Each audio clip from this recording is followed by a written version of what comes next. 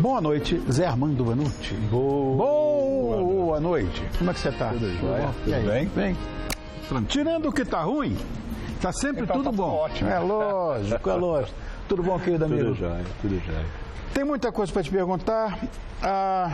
Eu quero começar com um assunto que eu já vivi esse tipo de problema, não necessariamente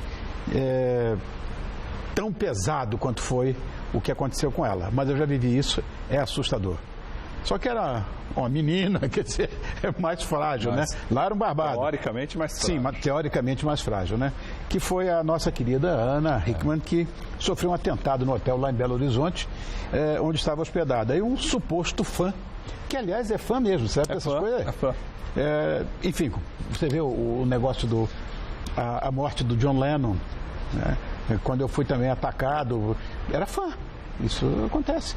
Bom, e ela estava hospedada lá e o cara chegou armado, botou todo mundo junto de costas. Eu li a história toda, né? Foi uma história pesada, Rony, pesada. Você imagina viver aqui? Tiros, meu Deus do céu. Eu sei que ela está se recuperando. Ela, emocionalmente, vai ser pior do que a assessora dela, que levou 2 tiros, mas isso é uma coisa que... A assessora dela, que é cunhada, a Giovana, já está aqui em São Paulo, já está internada lá no Sírio-Libanês, continua o tratamento dela aqui e os médicos mineiros ficaram felizes do domingo para cá, principalmente de segunda para terça, houve uma evolução significativa porque ela começou a se alimentar e não sentir enjoo. Que esse é um sinal importante, porque aí não tem... Porque o tiro foi no abdômen, né? Pegou um pedaço do estômago e tal. Então já houve uma cicatrização ali, já houve um caminho. Bacana. Né? Então Bacana. Isso foi um bom sinal. Até onde eu sei, né? Eu tenho conversado muito com a assessora da Ana para apurar informações, porque nesses casos a melhor coisa que tem é você ligar direto para a pessoa. No caso da Ana, ela não está atendendo, então para os assessores, para ver, porque tem muito falatório. Quando é que ela vai voltar, você sabe? A Ana está bem, volta provavelmente na próxima terça-feira. Entre segunda e terça. E por quê? Provavelmente a ideia era que ela voltasse na segunda já, mas ela ainda vai passar por uma nova avaliação. Assim, é um susto, Isso é um trauma. Coisa terrível, rapaz. Existe um negócio que assim, é estresse pós-traumático. Isso. Que é um sequestro, que é uma grande morte, que é um grande acidente, é o que mais ou menos ela tem. Né? Tá bem, a Ana tá bem, ela já disse para as pessoas lá, para os mais próximos, comecei a esquecer, já consegue deitar mais tranquila. Essa memória ainda demora para ser diluída, né? Mas ela vai... Para trabalhar aqui, existe uma pressão natural da televisão, né? Um programa ao vivo tem essa pressão. E ela tem que estar tranquila para lidar com tudo isso. Mas está com a família, está bem e tal, já vai visitar a cunhada, vai acompanhar também muito de perto a cunhada. Que ninguém nos ouça. Eu achei estranho que o Jornal Nacional não comentou nada. Nada, no sábado nada. Nada. Gente? Que talvez não tenham apostado tanto na história. No domingo, o Fantástico deu 40 segundos de informação sobre a Ana Hickman, todo mundo falando sobre a Ana Hickman, tanto que o Domingo Espetacular, com a entrevista exclusiva dela, é o programa da casa, marcou... Era lá que ela ia falar, é óbvio, ela não ia falar na revista do concorrente, mas marcou o seu recorde de audiência, bateu o Fantástico. Na segunda-feira, a Globo começou a correr atrás. Aí o Bom Dia Brasil deu um espaço maior, a Ana Maria Braga deu um espacinho, a Fátima falou, e aí foi. E a Record tratando disso. Chegaram até a falar, mas a Record explorou demais. Mas era natural, no domingo ter a entrevista, porque todo mundo queria, e na segunda ela falar no programa dela, e aí você repetir esse material durante natural, Zé Armando. Agora, olha, Rony, é interessante que assim, é aí que você vê como a televisão, como a imprensa, o rádio, os jornais, como tem uma agilidade, né? Porque foi algo que aconteceu no sábado é plantão, né? E aí imediatamente se viu a gravidade do assunto, começou a se checar e as notícias entraram no ar já checadas. Em nenhum momento houve a especulação. Você sabe de uma coisa? Vamos fazer uma reflexão aqui. Eu acho que isso pode servir de exemplo para esse excesso de exposição dos artistas em suas redes sociais. Porque, claro, esse atirador, esse suposto fã, suposto não, ele era fã mesmo, ele sabia do paradeiro dela, sabia onde ela estava.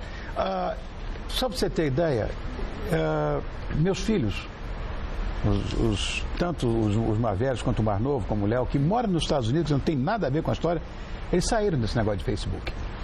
Tem muita gente saindo. Porque o que vinha de barbaridade em relação... Teve gente até que pediu para fazer exame de DNA. Não tem. Com eles? Você sabe que assim, é claro que o artista ele está muito mais vulnerável com isso. Hoje em dia, é uma maneira de ganhar dinheiro também, você vender as suas redes sociais, né? Então, o apresentador, o artista, o ator, o cantor, vai fazer um evento, ele tira foto. Eu posso tirar uma foto com essa camisa, estou vestindo tal camisa, não sei lá, daqui a pouco eu vou para tal evento, estarei tal dia em tal lugar.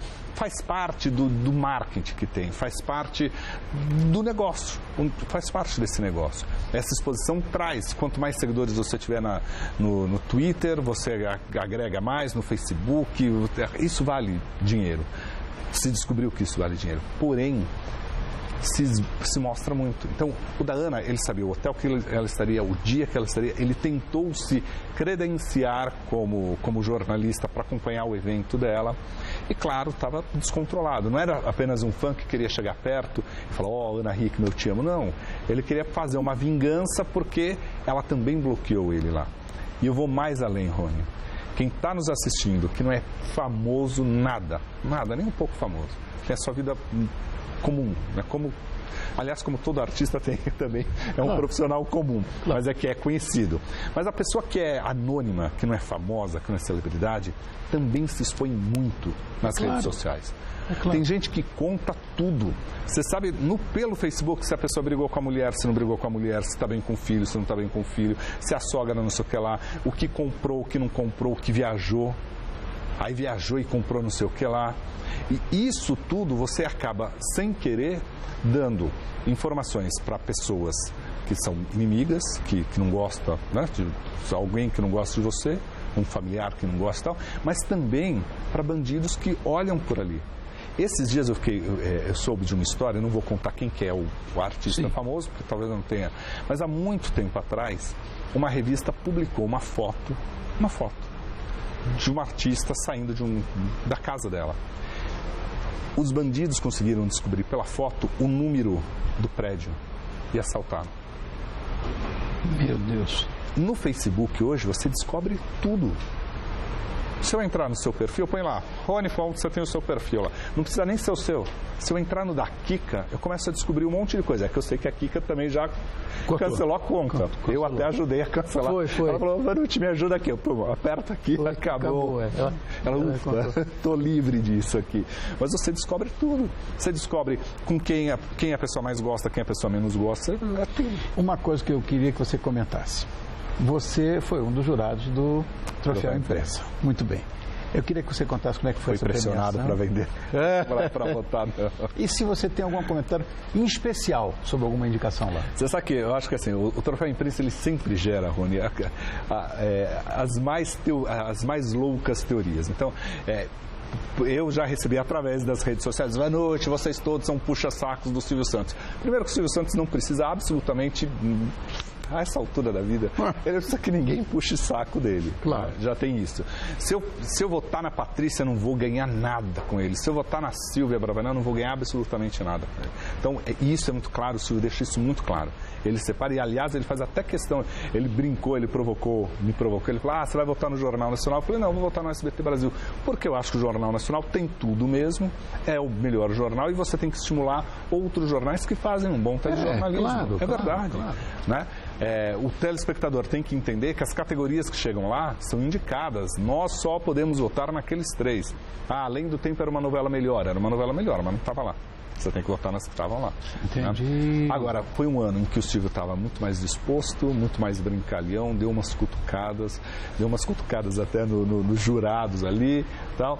Teve o Carlos Alberto de Nóbrega aí, que foi esse momento em que todos nós nos levantamos, 80 anos de idade, um cara que consegue, aos 80 anos, Rony, ter a plateia dele, que a consagrou, e ter uma plateia jovem.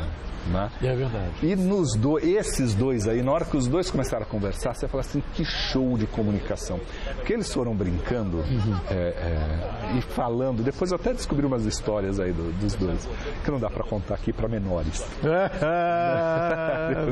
Mas que é provocação de amigo. E o Silvio brincava e falava assim, mas você tem encontrado sua mulher, não tem encontrado e tal. Porque eles estavam falando justamente nos bastidores sobre vitalidade, sobre o quanto é bacana ter as companheiras ali, sim, a vida, como os dois estão bem. Ó, o Carlos Alberto, olha, ele tem uma vida, uma energia aos 80, né? Querendo que... Estava lá todo elegante e tal.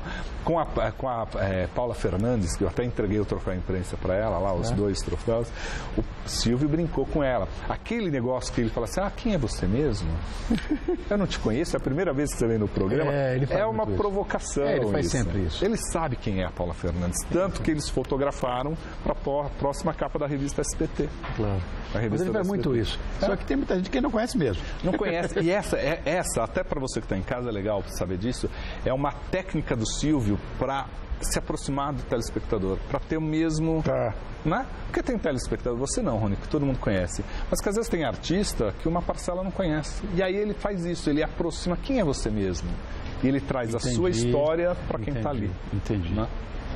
Você está falando do telejornalismo do SBT? Eu queria falar então de um outro, que é o Primeiro Impacto, que é o jornal da manhã, né, o matinal desse, que atingiu liderança de audiência. Conta essa história. Foi bem, foi nesses últimos dias. Foi até um negócio que assim, todo mundo fala assim, foi um jornal que começou com 2h30, foi para 1 hora, perdeu um monte de coisa, perdeu o helicóptero, perdeu os links e tal, mas que talvez tenha encontrado seu formato e entrou um pouco melhor na briga pela audiência. O que falta ainda ao Primeiro Impacto, entender um pouco mais esse negócio amarelo, azul, que é o Bom Dia, que é a coisa mais popular. O Silvio quer um jornal mais popular, um jornal mais solto, mais... A bancada ainda atrapalha um pouquinho, ainda vão mexer um pouquinho nisso daí, mas é um projeto que o Silvio gosta muito. E se subiu um pouquinho lá e chegou a incomodar, ultrapassar a Globo e a Record, é um impulso do coisa. E por que isso é importante? Dúvida. É jornalismo. Sem dúvida. Né? É jornalismo. Como é que ficou o negócio de Geraldo Luiz, hein? Voltou. Eu sei. Perdoado. Eu sei. Mas como é que foi a volta dele? Foi bem. Ele voltou ali já com a audiência. Aliás, esse domingo foi um domingo muito engraçado, muito interessante, Rony. Ele voltou, então já alavanca todo o horário dele, né? O programa é muito a cara dele e não tem como. É a cara dele. Eles usaram muito toda a questão da Ana Hickman, que jogou isso para toda a programação. O Geraldo sabe trabalhar muito bem com isso. O Geraldo tem a linguagem desse programa. No domingo, por exemplo, no SBT, o Portiolli teve 1 hora a mais, também subiu a audiência. A Eliana entrou 40 minutos mais tarde e invadiu o horário do Silvio para ajustar com o troféu imprensa. Ela também melhorou bastante. Então, esse último domingo foi um domingo atípico e interessante para se analisar, talvez dê alguma coisa para o futuro. Entendi. Agora o Geraldo está lá. Não vai falar muita coisa sobre o período que saiu, muito menos sobre a volta. Lógico, a vida que segue. O contrato dele ainda tem um período aí, um pouquinho, vai até abril do ano que vem. E vão conversando. Claro, perdão sempre existe, graças a Deus. Tudo se ajeita. Tudo se ajeita. Irmão, obrigado. Eu agradeço.